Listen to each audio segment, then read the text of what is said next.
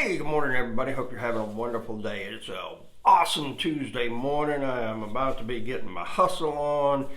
We've got to go work on one of the rental properties. Carla's going to meet the residents there at 8, start on that. I got to be at the place this morning to get a load of mulch at 7 a.m. bright and early, and then they get that delivered to the customer.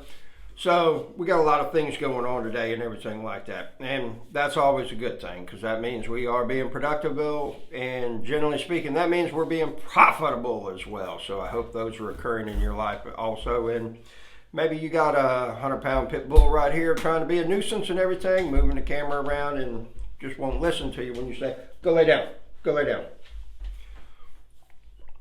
Man, he just gives me that look like, what are you doing? Are you crazy, Dad? But anywho, my thing for you is to sit there and ask yourself, what do you think that it is that's holding you back? And I have to constantly ask myself that question, because I understand that for us to go forward and be more successful, that a lot of times there's not an emotional payoff for that to occur, and so we avoid doing those things, as opposed to a lot of times it'll be small baby steps that are taken, and there's nothing wrong with those at times. However, if there's something that we can do and make great strides to getting there, then that's what it is that we need to be doing.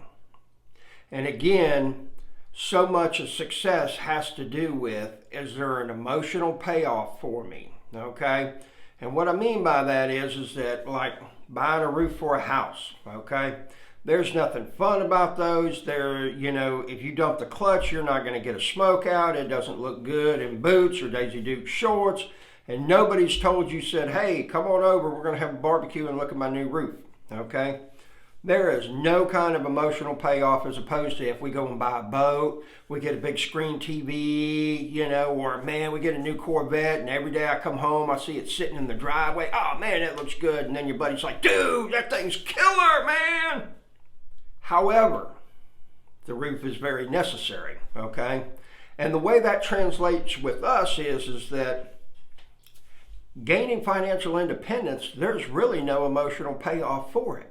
Okay, and it's not really fun, okay, because you got to tell yourself no, I'm not going to get that new hunting rifle. No, I'm not going to get that new table saw. No, I'm not going to get that new Coach purse. No, I'm not going to get those Louis Vuitton heels or whatever, or red bottoms. And so the thing about it is that gaining financial independence is really not fun. It's simple, okay, it's not easy. All right.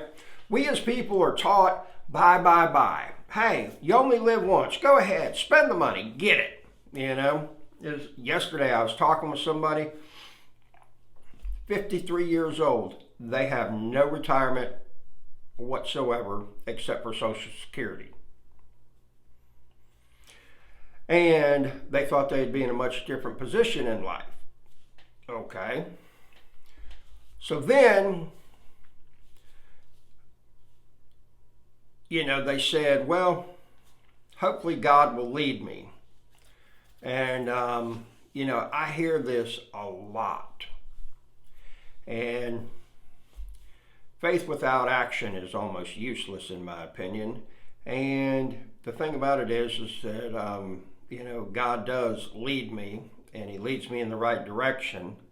And he does lead me, and he leads me with knowledge, okay? And once I've got that knowledge, it becomes my responsibility to do something different, to do something better. And what I see all too many times is like that old story about, there's a flood, there's a guy on top of the roof.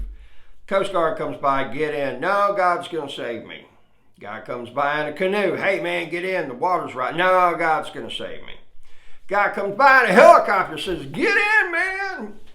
No, God's going to save me. God drowns. He gets up to heaven. He said, God, what happened?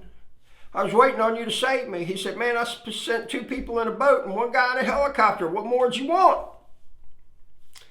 So the thing becomes, once we know, we have to change. And you can have all the knowledge in the world. You can have the cure for cancer. But if you don't ever take it and give it to somebody that can put it out to the masses, it's basically worthless. And the thing about it is that when we know better, we've got to do better. It's all about action and execution, all right? Every one of you all is going to have $1 million idea, at the very least, come across at least one time. Whether or not you ever act on it, that's going to be an entirely different thing. I hope you have a wonderful day. Stay blessed. Be productive, be profitable, and ask yourself, who's got my money?